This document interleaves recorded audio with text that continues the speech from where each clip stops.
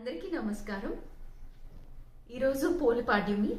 పోలిపాడ్యం రోజు మనం ఏం చేస్తాము అనేది తెలుసుకునే ముందు ఒక చిన్న కథ చెప్తాను పోలిపాడ్యమిది. అయితే పూర్వకాలంలో ఒక అత్తగారు ఉండేవారంట ఉమ్మడి కుటుంబంలో. ఆ అత్తగారికి 5 కోడళ్ళు ఉండేవాళ్ళు. ఆఖరి కోడల పేరు ఏంటంటే పోలే.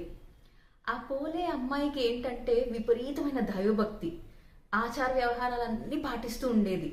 అయితే అది చూసి అత్తగారికి ఏంటంటే నేనే అందరికన్నా పెద్ద భక్తురాలని, నాకన్నా ఏంటి అనే ఒక అహంభావం ఉండేది.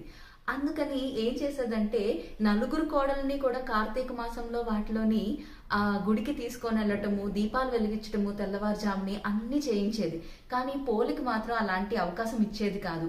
ఎక్కడ ఆమె దీపం వెలిగించి పుణ్యం ఎక్కువ వచ్చేస్తుందో నాకన్నా అని ఏం చేసేదంటే దీపం పెట్టడానికి కావాల్సిన సామాగ్రిని అంతా కూడా దాచిపెట్టేసేది అనమాట. విపరీతమైన పనులు అప్పచెప్పేది ఆవిడకి. అయితే పోలి మాత్రం ఏం చేసేదంటే వాళ్ళ పెరటిలో ఉన్న పత్తి మొక్క ఉండేది. ఆ పత్తి నుంచి ఒక చిన్న ఒత్తు చేసుకొని, మరి నెయ్యో వెన్నో ఏదో ఒకటి కావాలి కదా వెలిగించడానికి.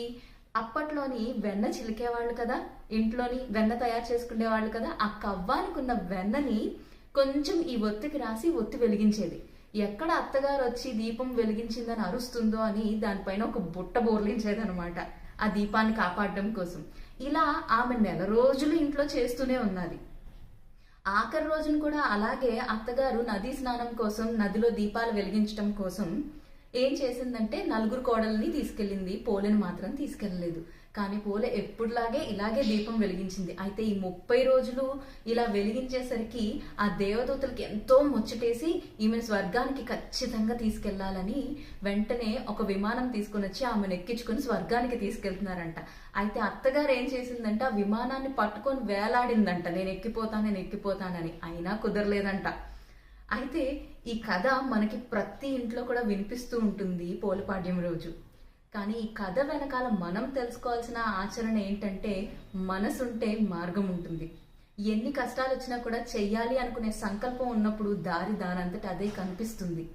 అలాగే దేవుడికి ఆడంబరాలు కాదు ముఖ్యం, మనం మనస్ఫూర్తిగా ప్రార్థించటం ముఖ్యం. అలాగే ఎప్పుడైనా కూడా అహంభావంతో ఏది సాధించలేము, కానీ మనసారా ప్రేమను చూపిస్తే ఏదైనా సాధించగలం. ఇది పోలిపాడ్యం వెనకాలన్న కథ. అయితే ఈ పోలిపాడ్యం రోజు అరటి డొప్పలో దీపాన్ని వెలిగించి నదులలోని వదులుతూ ఉంటారనమాట. ఇప్పుడు అవకాశం లేదు కాబట్టి మనం చిన్న టబ్లోనో బకెట్లోనో వదులుతున్నాము.